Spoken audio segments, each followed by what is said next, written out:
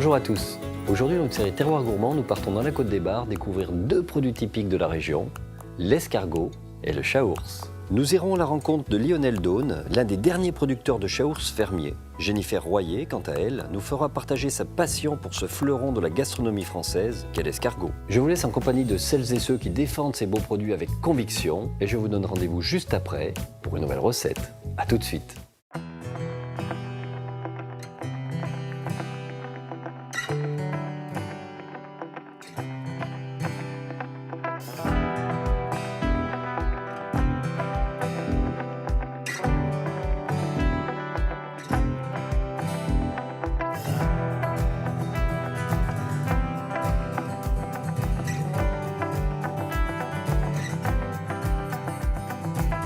Située dans l'Aube, la Côte des Bars est une terre calcaire dessinée par des reliefs vallonnés et de grandes étendues de vignes. Région méridionale de la Champagne, ce territoire abrite aussi un riche patrimoine culturel. Plusieurs églises classées monuments historiques du XVIe siècle s'érigent à l'horizon.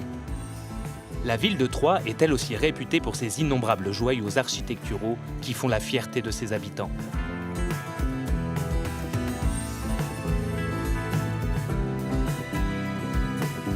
Balayée par des vents et des pluies dans un climat tempéré océanique, la Côte des Bars est le berceau de la production de chaours et des escargots appelés gros gris. Entre les villages de Chaours et d'Évry-le-Châtel, Lionel Daune répète les gestes des anciens. Un savoir-faire qui date du XIVe siècle pour confectionner un fromage légendaire, le chaours. Si les techniques se sont modernisées, les étapes de fabrication restent identiques à celles utilisées par les moines au Moyen-Âge dans les nombreuses abbayes de la région. Dans le village voisin, Jennifer et Jérémy ont décidé de se lancer dans l'élevage d'escargots pour les cuisiner ensuite au Chablis, une recette qui fait la réputation de la région. Allez, ma cocotte. Allez, vas-y, mamie. Allez. C'est au grand air que Lionel élève ses 150 vaches Holstein. Il veille à ce que son bétail ne manque de rien lorsque celui-ci vient se nourrir d'herbes grasses dans ses champs. Il perpétue l'héritage de ses parents, eux-mêmes éleveurs et producteurs de fromage. Mon père est parti à la retraite, j'ai quand même travaillé un peu. Et de producteur de lait, je suis devenu aussi producteur de fromage à partir de 1994. Alors, ma cocotte, où c'est que tu vas comme ça? Lionel s'est lancé dans la production de chaours par hasard, suite à une erreur de commande. On l'a reçue 10 jours après, et le fromage frais n'était plus frais, il avait fleuri, c'était affiné. À ce moment-là, c'était pas le chaours, mais après, dans quelques mois après, on a demandé notre agrément chaours et on a acheté des moules à chaours et on est devenus les premiers producteurs de chaours fermiers dans l'appellation. Voilà, c'est bien. Allez, avancez, filles. L'exploitation fonctionne en complète autonomie. Lionel régule l'alimentation de ses bêtes en pâture tout l'été par des compléments issus des cultures de la ferme.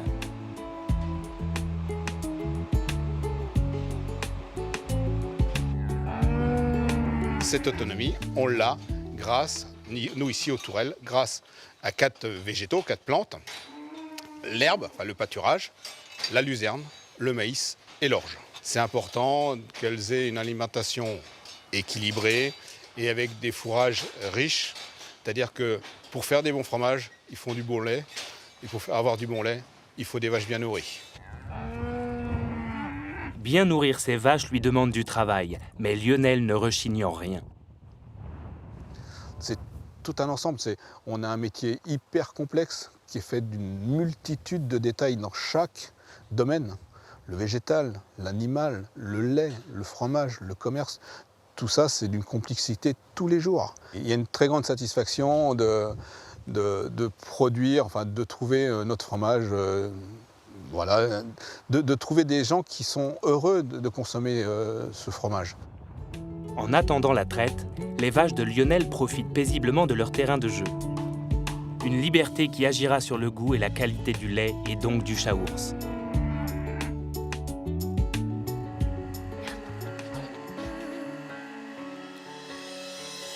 Alors, Doudou, qu'est-ce que c'est? C'est un tout autre élevage auquel Jennifer et Jérémy se consacrent depuis 3 ans à quelques kilomètres de l'exploitation de Lionel. Ici, la patience est de mise. Et rien ne sert de courir quand on élève des escargots. Tous les matins, leurs quelques 300 000 escargots sont confortablement assoupis sous les mangeoires. Le soir venu, ils montrent enfin le bout de leurs antennes pour venir déguster la farine déposée avec soin et les herbes plantées. C'est ça qu'on a semé un petit peu de luzerne aussi, en début de saison. Et en début de saison, on sème aussi de la moutarde. La moutarde, ça ressemble beaucoup à du colza. Ça fait des grandes fleurs jaunes. Et quand ils sont petits, au stade de naissance, donc tout petits bébés, ils aiment bien grignoter la moutarde. La moutarde, en fait, ça fait partie de la famille du chou. Donc, l'escargot en est friand.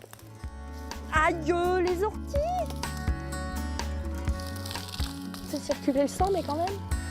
Sur leur exploitation, Jennifer et Jérémy élèvent des escargots appelés gros gris, ou Helix aspersa maxima, et non des escargots de Bourgogne. L'escargot de Bourgogne, pourquoi on ne l'élève pas? Parce que il est beaucoup plus sauvage, il ne supporte pas les conditions, la communauté, avoir beaucoup d'escargots regroupés, il aime bien être solitaire, donc déjà ça ne lui convient pas. Il va mettre 2 saisons à engraisser. Nous, le gros gris, va mettre qu'une saison, donc il faut compter 5 mois à peu près pour arriver à maturité. Au niveau de la reproduction aussi, le gros gris, il se reproduit plus facilement et il fait plus d'œufs par contre, contrairement au Bourgogne. Donc pour toutes ces conditions, c'est pour ça qu'on a décidé d'élever le gros gris.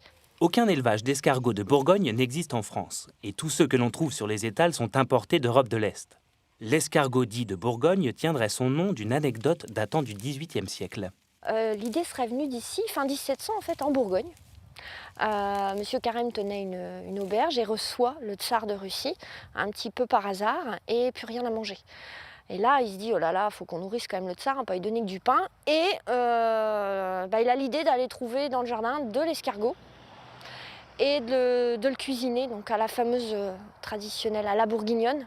C'est-à-dire qu'il pense mettre de l'ail pour un peu cacher le goût au cas où, parce que l'escargot, on ne sait pas trop, et un petit peu de persil pour cacher la texture. Et là, bingo, le tsar adore ça. Et de retour en Russie, il demande à ses cuisiniers, je veux que vous me cuisiniez de l'escargot de Bourgogne. Les escargots élevés depuis le mois de mars sont prêts à être ramassés en octobre. Ça commence à être dodu là. La période des fêtes approche et c'est à ce moment-là que la demande est la plus importante.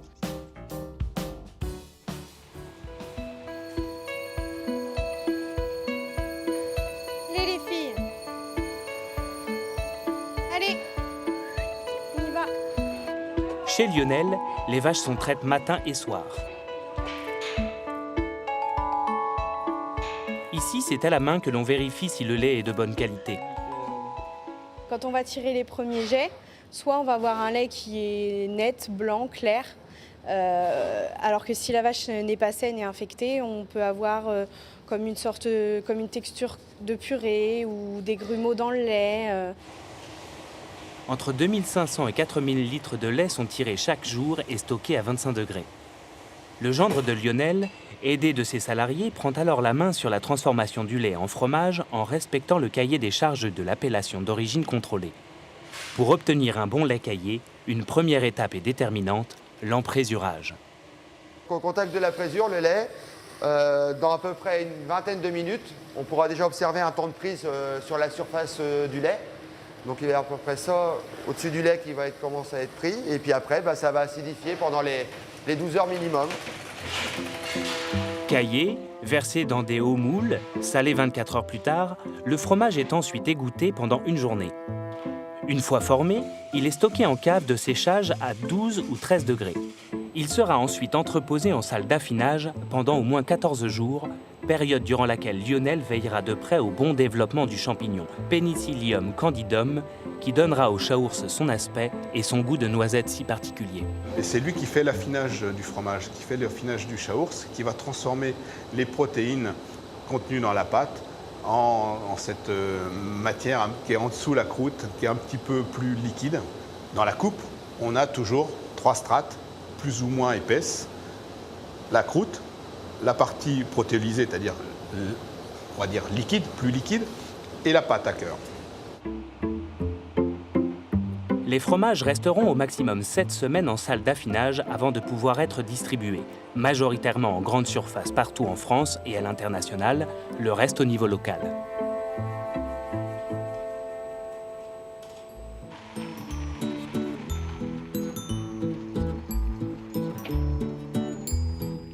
Comme tous les vendredis, Alain, l'employé de Lionel, vient déposer les chaours commandés par les clients sur Internet.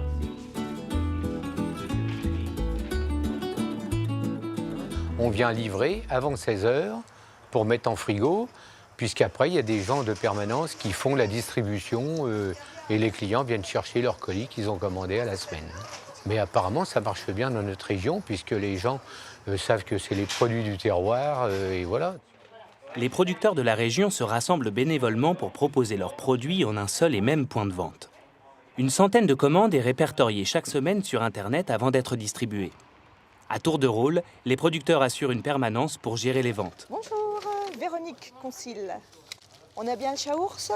Le président de l'association souhaite ainsi que chacun puisse bénéficier d'une meilleure visibilité. La volonté, c'était, par des producteurs qui se retrouvaient dans tout le département, c'était de se rapprocher du consommateur. La possibilité, si je prends mon exemple, je suis à 45 km de Troyes, la possibilité de vendre chez moi est nettement plus réduite qu'en s'approchant d'une agglomération. Donc l'idée, c'était d'apporter un service, de se rapprocher du consommateur pour pouvoir développer les ventes sur des produits locaux.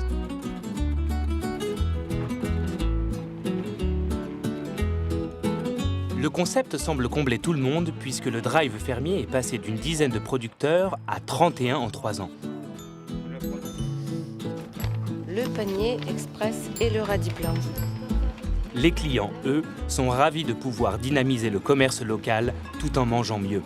C'est bien de privilégier la proximité et faire vivre les personnes qui travaillent la terre, qui font des bons produits. On a des œufs, on a du fromage, on a de la confiture, c'est très varié, c'est parfait. Donc magret, chèvre et chaours donc.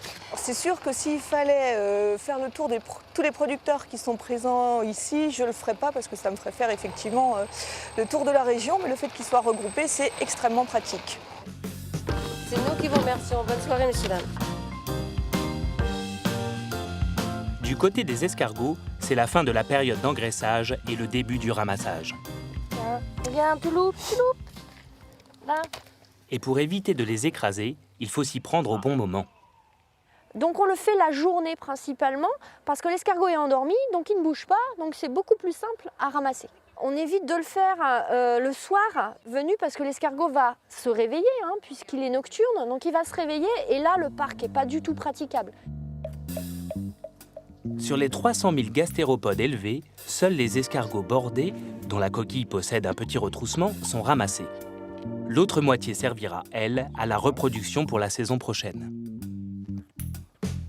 Donc voilà, en fait, sur les planches, il y a toutes les tailles, il y a tous les âges et surtout, il y a ceux qui ont plus ou moins bien mangé pendant la saison. Donc on va ramasser ceux qui sont adultes en priorité, ceux qu'on dit bordés, tout simplement parce qu'on va réutiliser les coquilles et que les coquilles sont plus solides quand elles sont bordées et que l'escargot est adulte. C'est tout? Si tu m'en piquais pas dans mon panier, ça irait mieux. Ah bah attends.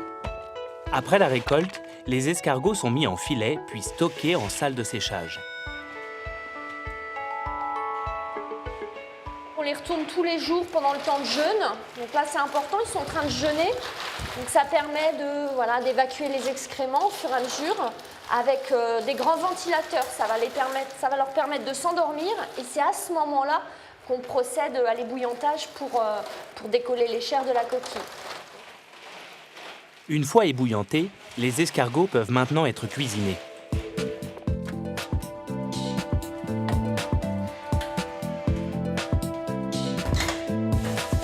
Quand Jennifer en a suffisamment, elle enfile son tablier de chef pour commencer la préparation dite à la bourguignonne. L'escargot est donc courbouillonné dans un bain de chablis avec que des bonnes choses qui donnent du goût, donc du céleri branche, des carottes, du thym, du laurier, du clou de girofle, du sel, du poivre. Donc l'escargot va prendre son bain gentiment pendant 1h30 minimum, où il va pouvoir se gorger de toutes ces bonnes saveurs avant d'être farci en fait. Le courbouillon est important, donc c'est pour ça qu'on met que des bonnes choses. Je prends des vapeurs de chablis dans le nez. Je vais être saoule. Pendant que les escargots s'imprègnent des effluves du célèbre vin blanc, Jennifer confectionne la farce, avec des produits frais uniquement.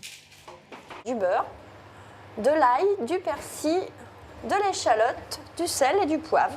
C'est la recette que tout le monde attend, la fameuse recette à la bourguignonne. Donc c'est une étape importante forcément, c'est au gramme près. Dans la préparation à la bourguignonne, seul le beurre est un produit gras. L'escargot en lui-même est un mets pouvant être consommé sans modération et sous différentes formes. Il est excellent, excellent pour la santé. On peut le faire en cassolette, on peut le faire en cake, sauté à la poêle, on peut le faire en verrine, on peut le faire également en omelette.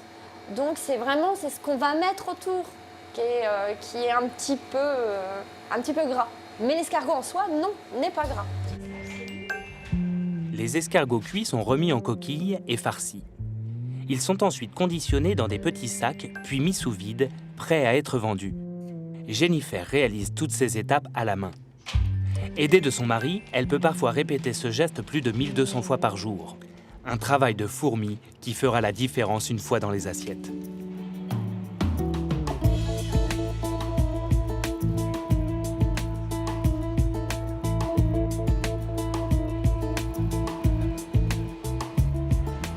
Bonjour Julien. Bonjour Lionel. Tu vas bien? Ça va bien et toi? Ce matin, Lionel apporte son chaours à Julien, un jeune fromager et affineur installé sous les Halles de Troyes. Ces quelques échantillons sont mis à la disposition des touristes et badauds une fois que Julien les a affinés à son gré. On a un fromage, donc on affine différemment, on a chacun notre goût, la chambre d'affinage donne un goût différent et ça me permet de les vendre à l'âge précis quand j'ai envie, au moment où ils sont le plus affinés. Là c'est un chaours fermier, tout jeune. J'aurais bien une petite. Ouais, ça va. Il est vraiment bon. Il est vraiment bon. Ouais. Il est crémeux, il est affiné, il est parfait. Avec ça, Je sais pas qu'est-ce que je... vous êtes combien en tout? Moi On est 40 personnes. Pour moi, il y a assez, mais... Julien vend 150 fromages différents, dont 2 types de chaours, le laitier et le fermier de Lionel. Le laitier, donc, c'est un lait qui a été thermisé, qui a été chauffé, et un mélange de plusieurs laits, alors que le fermier, c'est un seul lait qui vient d'une ferme, donc le producteur fait du début jusqu'à la fin. Le laitier, on va dire que le goût est toujours toute l'année à peu près identique, alors que le fermier, il a des caractéristiques un peu plus différentes en fonction des vaches quand ils sont dehors. Et pour moi, le fermier est plus parfumé, plus moelleux. 3 comme ça. 3 fermiers et 2 laitiers, ça marche. Bonjour. Allez-vous? Ça va bien? Bien et vous? Je viens voir pour justement du chaours. Le marché est aussi l'occasion de rencontrer des restaurateurs comme Philippe, qui a fait du chaours un élément central de sa cuisine à travers différentes recettes. Au niveau de mes plats, vous savez comment je les fais? Je les configure un petit peu soit en entrée avec du chaours fermier, et puis avec les plats chauds, je mets plutôt du chaours laitier. Le fermier est plus adapté à des salades que le laitier. Et donc le laitier, on va l'associer avec ses escargots. C'est excellent. Et là, on peut l'associer avec un chablis, la salade avec une bière blanche. Et ensuite, on peut faire également des tagliatelles au chaours qui sont excellentes. Ou également le plat local qui est l'andouillette de Troyes avec sa sauce chaours. Et on peut l'associer avec un bon rosé d'hérissé. Lionel bénéficie par ce biais d'une vitrine et du savoir-faire supplémentaire du fromager affineur pour vendre son chaours. En fin de compte, on vendait plus de fromage à l'export qu'au niveau local. Donc à une période, on a dit ça serait bien aussi qu'on serve des clients au niveau local. Quelque part, ça correspond au terme d'être prophète en son pays. Là, vous êtes dans le parc où on travaille quotidiennement. Pour mieux faire connaître leurs produits, Jennifer et Jérémy ouvrent volontiers les portes de leur exploitation. Il nous faut 5 mois pour arriver à un escargot à taille. Les gens qui ne connaissent pas, quand c'est la première fois qu'ils viennent ou qu'ils ont entendu parler de nous, c'est systématique. on peut visiter. Ça, c'est la phrase que j'ai à chaque fois. Alors, pendant la période d'élevage, c'est super important de pouvoir faire visiter puisqu'il y a des escargots à voir. En dehors de la période, hein, de octobre à mi-mai, il n'y a pas d'escargots dans le parc, mais c'est pas grave, ils veulent voir quand même. Depuis quand on mange des escargots? Depuis la préhistoire en fait. On a retrouvé des traces d'escargots consommés dans les cavernes. Pendant près de 2 heures, les visiteurs posent toutes les questions qu'ils souhaitent. Des plus grands aux plus petits, chacun repart avec une mine d'informations qu'il n'espérait pas trouver en arrivant sur les lieux. C'est pour ça que la journée, en fait, on ne voit quasiment pas d'escargot. Il est caché pour dormir. Il est caché où? Et bien voilà, hop, sous les planches. J'ignorais que c'était des escargots, des gros gris, donc je serai vigilante sur l'achat en sachant que si c'est marqué Bourgogne, ce n'est pas français. Super, tu m'as trouvé un tout petit, ça t'a interpellé. Eh bien oui, ça c'est une ponte naturelle parce que forcément les escargots vont pondre naturellement aussi dans notre parc. Et la petite Joanne semble avoir bien retenu les principales informations. Les escargots de Bourgogne, c'est pas français. Les escargots, fallait pas tout de suite les mettre dans la casserole, fallait qu'ils aient une casquette. Puis les escargots, ils mangent la nuit. Mais oui, les fameux escargots. Après les explications, la dégustation. À la Provençale, au Chaours, sur de petites gaufrettes en forme d'escargot, autant de recettes comblant les visiteurs. Un succès encourageant pour Jennifer et Jérémy. On ne voudrait pas s'étendre et se développer, c'est-à-dire s'agrandir énormément puisqu'on veut que ça reste familial. On ne veut pas tomber dans quelque chose de trop important. Et vraiment, ce serait rester familial. Et après, effectivement, avec les enfants derrière, ce serait sympa si on pouvait à un moment donné leur passer cette passion. Et le bébé en même temps, puisque c'est notre bébé. Sous le timide soleil de la Côte des Bars, il faudra encore des heures de travail et un peu de patience pour qu'au rythme des escargots, l'exploitation de Jennifer et Jérémy se développe et prospère. Si tel est le cas, les générations futures pourront se délecter de la fameuse recette au Chablis et ainsi perpétuer une tradition française. Quant à Lionel, il souhaite pouvoir transmettre tout son savoir-faire à sa fille et à son gendre pour que le Chaours continue à trôner fièrement au milieu des tables d'amateurs et de fins connaisseurs.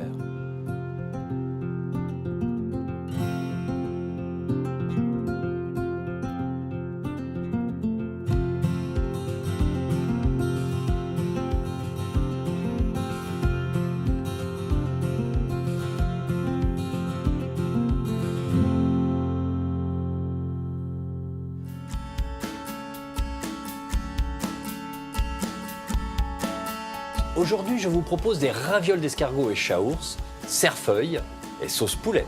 Pour réaliser cette recette pour 4 personnes, il vous faudra, pour la raviole d'escargots et chaours, 100 g de quasi de veau, 100 g de chaours, 25 g de beurre pommade, 40 g de crème liquide, 100 g de pousses d'épinards, 20 pâtes à ravioles chinoises ou à défaut de la pâte à lasagne, un œuf, 20 escargots gros gris, une échalote, 15 g de beurre doux, 2 branches de cerfeuil, une branche de persil plat, 5 g d'ail.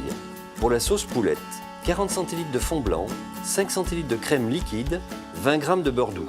Effeuiller les pousses d'épinards lavées et blanchir fortement dans une eau bouillante salée. Refroidir aussitôt dans une eau glacée. Égoutter et presser, puis mixer pour réaliser une purée d'épinards. Mixez ensuite le quasi de veau et le chaours. Mélangez avec le beurre pommade et la purée d'épinards.